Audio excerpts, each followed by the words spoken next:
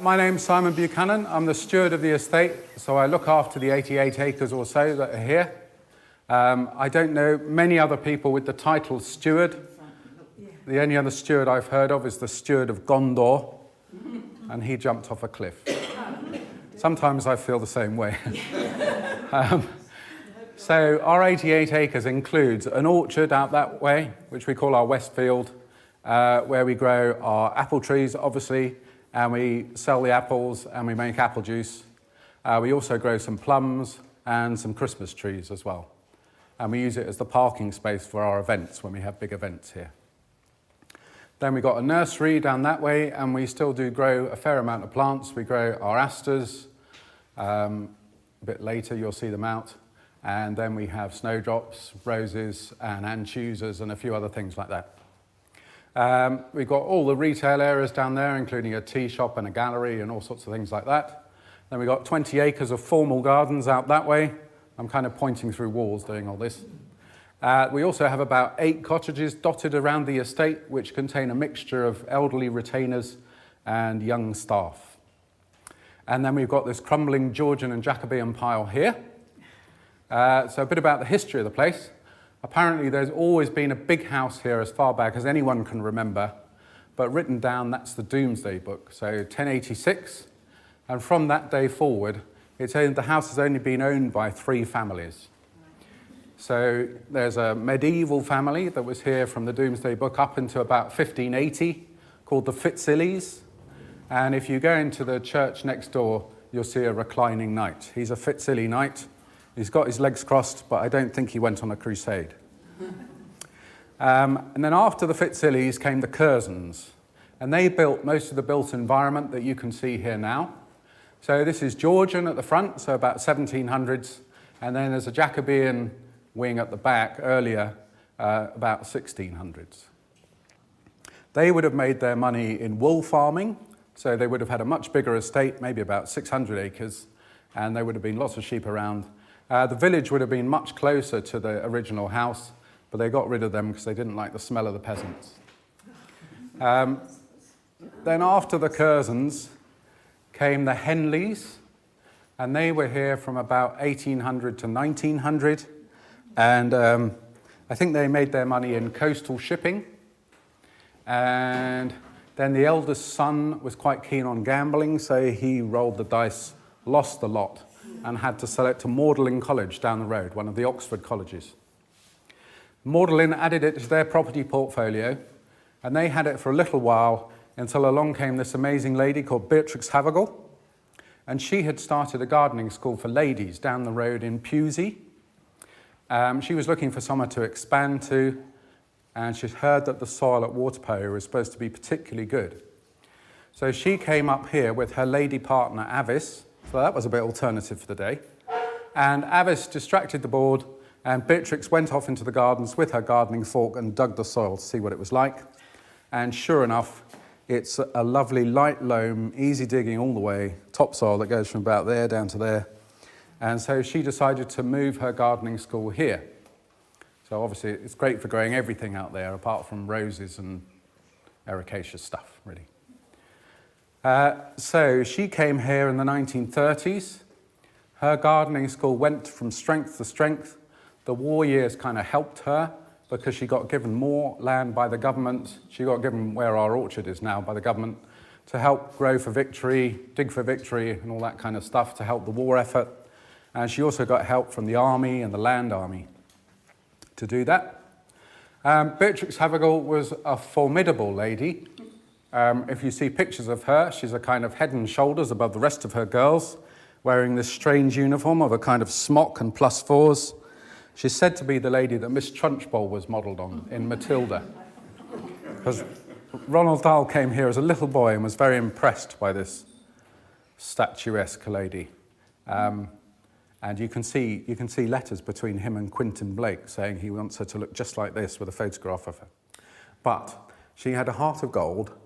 She played the organ in the church on Sundays, and but most importantly, she was passionate about gardening, and she was a great communicator of that too. And she educated a whole bunch of young ladies to become head gardeners in what was very much a man's world. So her most famous students are probably Pamela Schwartz and Sybil Kreutzberger, who went off and became the head gardeners at Sissinghurst with Rita Sackville-West. And also Valerie Finnis, a very well-known alpine gardener and garden photographer. So the 1970s came, she decided to retire, and she was looking for an organisation to sell the estate to. The story goes that there were a couple of organisations that were interested, but one of them was called the School of Economic Science, and she went to look at one of their buildings, went straight to the gardening shed and looked at what it was like in there and found all the tools were well oiled and well looked after, so she decided to sell it to them as good custodians of the land. So they bought it. The School of Economic Science started in the 1930s. It was started by a chap called Leon McLaren, who was really keen on economics, as you would imagine, particularly the economics of Henry George and the idea that the working man or woman shouldn't be taxed at all, and the only tax that should be raised is a rent on land, which is a great plan, except everyone in charge has all the land, so it's very difficult to make that change. But the more he got into economic theory, the more he felt that the bit that wasn't taken into consideration at all was the human condition itself. So he started getting into psychology and philosophy and started reading the works of the sort of Western wizards of the day, people like Gurdjieff and Ouspensky. And in all their talks and books, they say that they feel like they haven't really found the answer they're looking for yet, but they think the answer's in the East. So time passes, the 1960s comes, and it's pretty trendy to go off to India and look for missing spiritual answers. So off he goes with a chap called Dr. Rolls, and they travel all around India, and they don't really find what they're looking for. But towards the end of their trip, they end up going to one of the great spiritual melas there, where literally millions of people congregate, where the Ganges, the Yamuna, and the Saraswati rivers meet. And they end up sitting at the feet of this chap called Sri Shantananda Saraswati. And he tells them about a philosophy called Advaita philosophy. So Advaita is a Sanskrit word made up of two little words, so which means not, and Dvaita, which means two. So the whole philosophy is summed up in the word not two.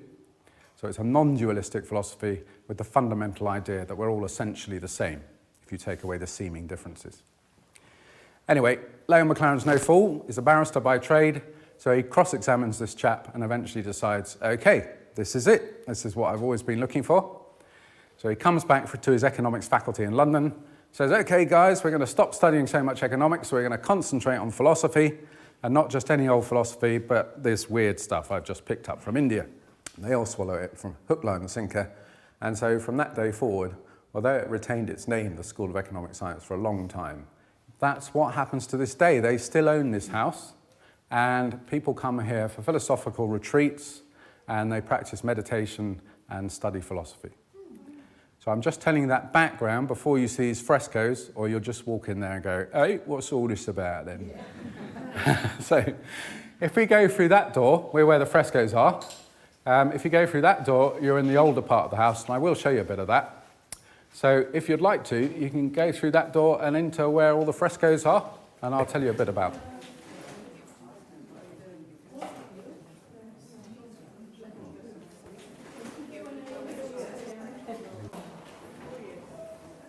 This is a grade 2-star listed building. So that means that you can't make any changes to it without having to jump through hoops with the heritage officer and the local planners and things like that. So it's quite unusual that they'd get permission to make a change like this. So this whole project, this whole hall, was done around the millennium time, so around 2000. It took them about 7 years to do it. And this was all done by, well, all the painting and the architecture was done by members of this organisation. It's quite an arty organisation. It's full of architects and artists and language scholars and all sorts of people. I think the reason why they got permission to do this is because this was of no particular historic value. The main staircase is next door, and this was where the old side staircase used to be. So I remember coming here as a boy, and it was a kind of creaky old staircase, and it was all very dark and enclosed round here. So the architects got hold of it and they said, okay, we're going to make this light, bright, open atrium kind of space. They knocked their way through the ceilings and opened it all up. They wanted to base their architecture on some kind of philosophic principle. So a couple of things they did that I remember is, one is they put a gold spot in the middle of the floor, which is just by your foot, just there. Probably best not all to rush and look at the gold spot now. But anyway, there is a gold spot in the middle of the hall. And if you imagine an invisible line going from that gold spot straight up, it goes right through the center of the skylight. So it's as if all the new build is hung on this, off this central axis. The other thing they did is they based all the measurements in here on a single module. Their idea was that if everything was a simple multiple of that modular length, there'd be a kind of sense of unity in the place. So they scratched their heads to think what size this module should be. And then they decided, obviously, it should be related to the original proportions of the building. So they measured up the Georgian end and came up with a stick that fitted in nicely, about that long.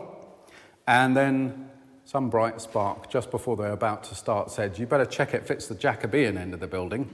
So they went rushing down there with their stick, and it didn't fit. So they cut a bit off the end until it did fit, and then it didn't fit this end. So they cut a bit more off until it fitted this end. And anyway, backwards and forwards, and I finally came up with the ultimate compromise of 24 3/4 inches. So the slabs are exactly that size, and everything in here is a simple multiple of that. So it's 25 long by 5 wide by 16 up to each ceiling. And apparently even the light fittings and things are related to that measurement. So that's about as much as I remember about the architecture. Then the artists came along and they said, okay, we're going to cover the walls with paintings to explain to people what our philosophy is all about. They like to do things properly in this organisation, so they researched to find what was the best way to put marks on walls and came up with the idea of using fresco, because it's a tried and tested method from pre-Renaissance times. The only trouble was, although there were some pretty accomplished artists, none of them actually knew how to paint in fresco, so they had to learn that from scratch. Their primary research method seemed to be going on holiday to Florence, digging out ancient manuscripts which told you how to paint in fresco, and finding the few remaining people that still painted in fresco, which turned out to be Greek icon painters. Best way to explain it to you is I remember coming in here when it was all just brickwork, and onto the brickwork they hung a stainless steel mesh and screwed that into the wall, so it kind of looked like posh chicken wire all over the walls. And then Mr. Jolly came along. Mr. Jolly was the head plasterer, and apparently a bit of a laugh. So he threw 2 coats of lime plaster onto the walls until it all looked like lumpy, bumpy porridge everywhere. And then the artists had to come along and put on the top coat of plaster. And they could only put on as much plaster as they could paint in a day. Because the reason why fresco is called fresco is because you paint into fresh plaster. So they'd put on the top coat, maybe sort of about that much, as much as they thought they could paint in a day. Get it on, get it all really nice and smooth. And then they got their pigment, so mineral or vegetable pigment, mixed it up with a bit of distilled water, and then as soon as their paintbrush touches the plaster, the paint gets sucked off straight into the wet plaster. So it's more than just a superficial layer, it's actually becoming part of the plasterwork. The catch of this technique, obviously, is that you can't make any mistakes, because as soon as your brush has touched the plaster, it's in there. You can't overpaint, you can't repaint, and you can't change your mind. So they had to be really deft, really quick, and know exactly what they were doing. Not only that, but they had to know what colour the paint was going to be when it dried, because the pH in the plaster reacts with the pigment, and so what you paint on initially as blue could be green by the time the plaster's dried. So they had to do lots of test panels to work out what things were going to be when they dried in a week's time, 2 weeks' time, or even a year's time. So it's quite a testing technique.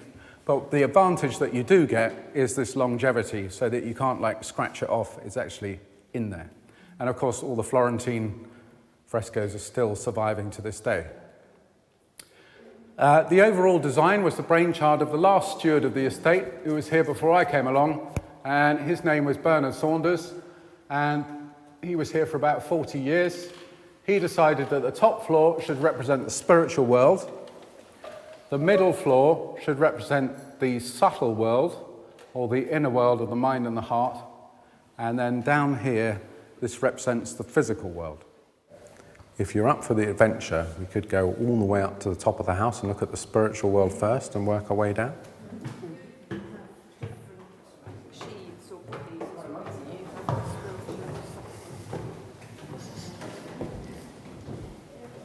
So this area here is supposed to represent the spiritual world, and they've done that in a really simple way, just by making it a light, bright, open kind of space. But there's a kind of oval shape that's running all the way through, right the way through, and then down through the skirting boards. And I think the idea is that that sort of egg shape is supposed to represent potentiality, like things in creation, generally speaking, that oval tend to be things like eggs that are going to hatch. So we're sort of pre-Big Bang, as it were. And then the other thing that they kicked in are these three colours. So depending on who you talk to in the organisation, they either represent the three qualities of the divine world, which is said to be truth, consciousness and happiness. I'm not sure which colour is which. Or they represent the three gunar, and I think there's probably more likely. So gunar is another Sanskrit word which just translates as meaning string. So you're ready for a bit of string theory? If you imagine like a rope or a string of three strands kind of twisted together, the idea is that the world is made up of three different types of energy. And you've got a holding energy represented by the blue colour, which is most often found at night time. And in things like trees and rocks, sort of heavy things that don't move a lot. And then you've got a sort of busy energy represented by daytime, and also things that run around a lot, like squirrels and human beings and chipmunks and things.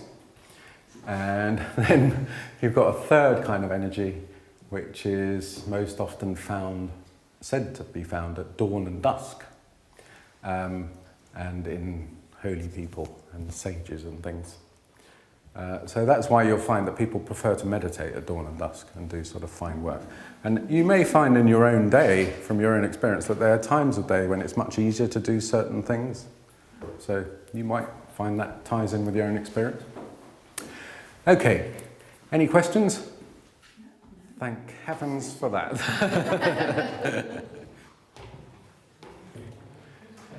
Okay, so if everyone's all right, we're going to stop on the stairs and just have a look at these panels.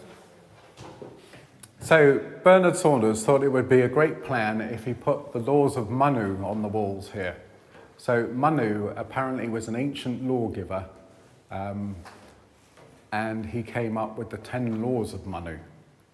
So very similar to Moses and the 10 Commandments, for instance, if you're brought up in a Western tradition, so a sort of Eastern equivalent. So they contain things like don't get angry, truthfulness, represented by staying on a straight path and not going off on a wobbly one, discrimination between the real and the unreal. So that contains a story about a snake and a rope, and the idea is that if you walked into a dark room and there was a coiled up rope on the ground, you might think, oh, it's a snake. But with the light of knowledge, by turning on the light switch, you can see clearly it is a rope and not a snake. And then the last one is wisdom. And then one up from there, we get do not steal, which also translates as don't take more than you need. So it's quite zeitgeisty, really. There's usually someone in the corner doing the opposite. And then in the middle, we've got cleanliness of mind, body, and heart. And then control of the senses. And then self-control, putting out the flames of passion. Forgiveness, there I guess are people teasing you. And then right at the top is contentment, represented by an unflickering flame. These were all done by sculptor called Nathan David. You'll see some of his work out in the gardens. He was very good at doing ballet dancers and things like that. And they're all exactly that module wide that we spoke about. So they're kind of stuck to their brief.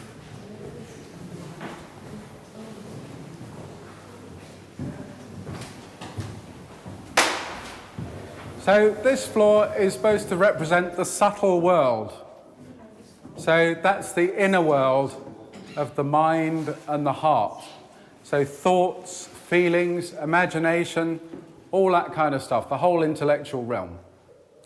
And the two things that are depicted down this end of the hall are the two general practices that students on a retreat in this building would practice. So the first one is meditation, and that's represented down there by that figure.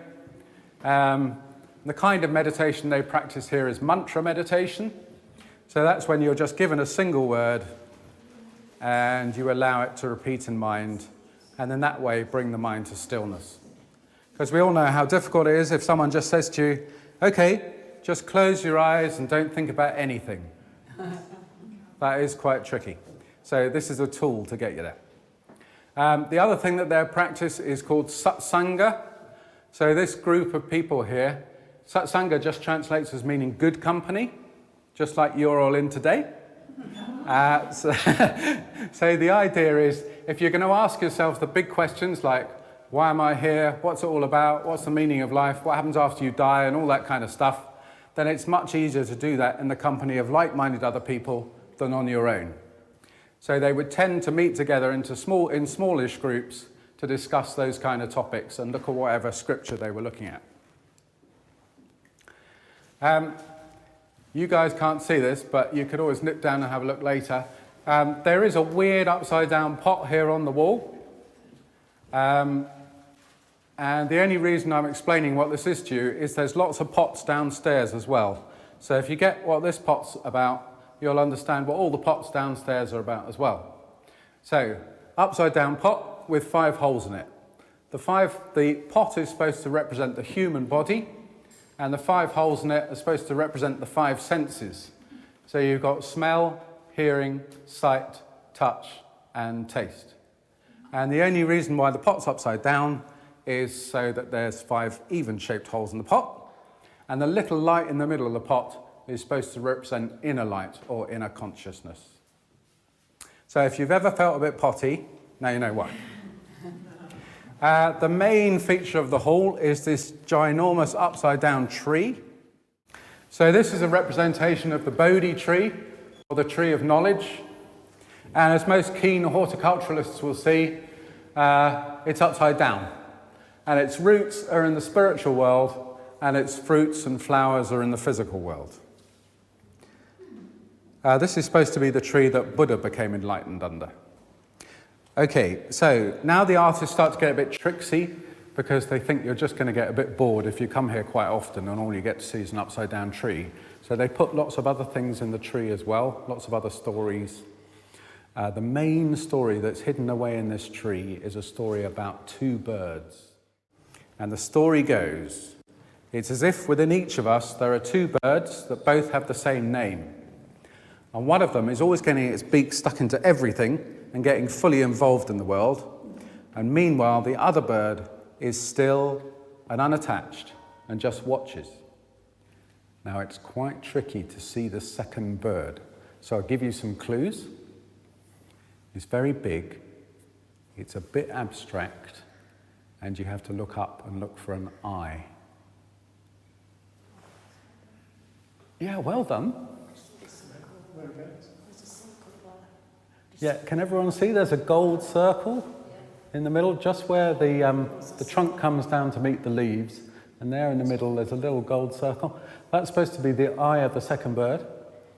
And then if you get your eye in, as it were, you can see that maybe the top of its head is behind those gold leaves with its beak stuck on the left-hand side. And then the edge of its body is like that gold line there. So if you trace that gold line round, you can see it's like a great big bird. Can everyone see that, or are you just nodding and waving? Okay, there's lots of other things going on as well. So if you look above my head, you'll see there's a kind of fresco. I don't know, you probably have to get back a bit. You'll see there's a fresco, a sort of watery fresco with bubbles and ripples and lines and puddles and raindrops and things going on. The idea is that's supposed to represent this Advaita philosophy in as much as it looks like there's lots of different forms, but they're all made of the same substance. And then if you look from this end of the hall, you'll see there's a great big pair of hands and a kind of cosmic-y triangle thing. That's supposed to represent the two things that you need for spiritual work, which is said to be love and wisdom. So the love is represented by the two hands, like a potter, I guess, forming a pot on a potter's wheel, and then the wisdom by that sort of cosmic-y triangle thing. While we're on this floor, I think we could go into the ballroom because it's a lovely room and part of the Jacobean part of the house, but I think you'll enjoy it. So follow me.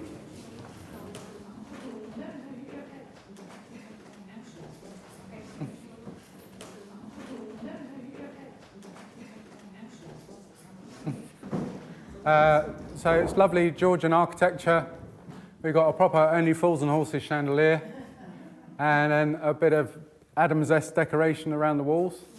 As I said, the main meeting room in the house, so if you came here on a retreat, you'd probably get up at some unearthly hour, like 5 o'clock in the morning, and then meditate, and then you'd probably make breakfast, and then you'd probably meet together in your little groups and discuss whatever philosophy you were doing in the day.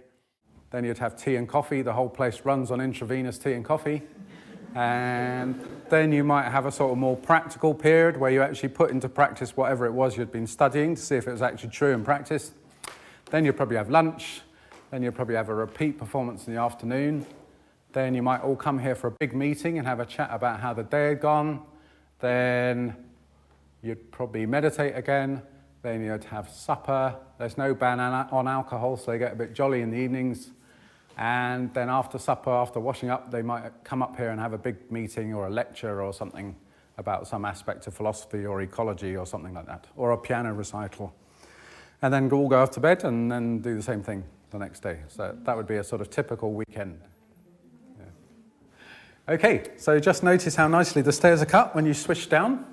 Like, I always imagine swishing down in my ball gown with Mr. Darcy. Hello.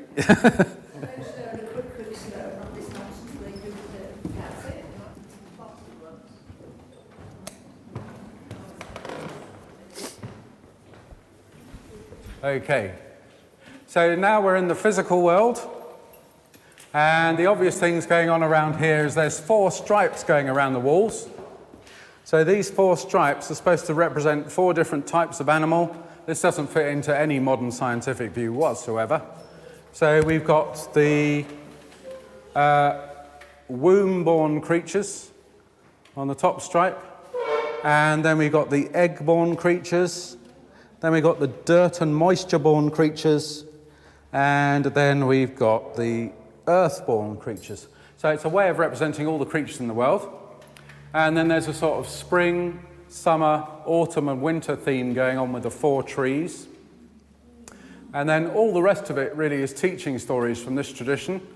So if you want a flavour of the kind of teaching stories they use, there's a little vignette down here which is a story about a dancing hermit. And the story goes, once upon a time, there was a hermit sitting underneath a tamarind tree meditating. And one day, Narada, the messenger of the gods, who liked to wear blue dresses, came flying along and flipped down out of the sky when he saw the hermit and screeched to a halt in front of the hermit and said, "Oh, hermit, what are you doing?"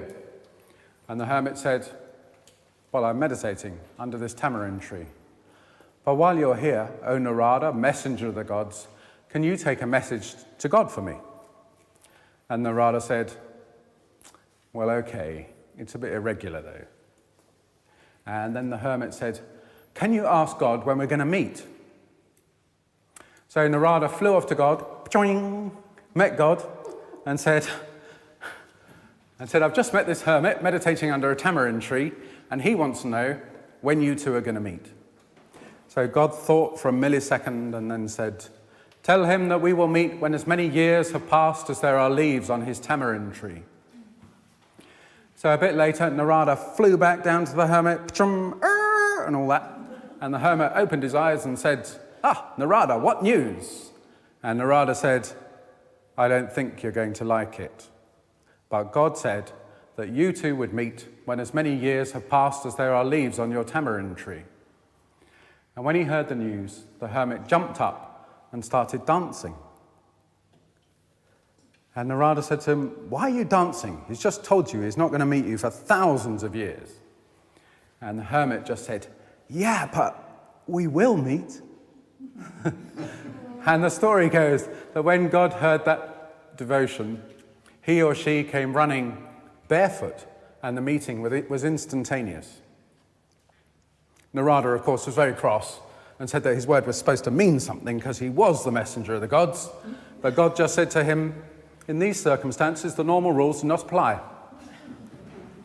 The most famous story is probably this story in the end wall. And this is a story about 10 people crossing a river. And the story goes that once upon a time, just yesterday, 10 people got into a boat and started rowing across the river. And halfway across the river, the storm came and the waves crashed against the side of the boat and the boat capsized. And everybody in the boat swam to one side of the river and pulled themselves up onto the riverbank. And then one of the party said, okay, I'm going to check to see if there's anyone missing. 1, 2, 3, 4, 5, 6, 7, 8, 9. Oh no, there's somebody missing. And then they all had a go at counting, and they all got to 9, and they all started crying and wailing and looking for the missing person. But luckily for them, a holy man in an orange pacamac turned up, and when he found out what the problem was, he grabbed a stick and he whacked each one of them on the shoulder and went 1, 2, 3, 4, 5, 6, 7, 8, 9, 10. And of course, the moral of the story is that you should never forget yourself. Very good. Wise ones. Do you want to hear my shaggy donkey story? Somebody was asking about it. Okay, so this is one for the kids. This is a story about St. Ecnath, and the story goes that once upon a time, St. Ecnath was the priest at the temple of Shiva, and he was asked to go and get holy water for Shiva.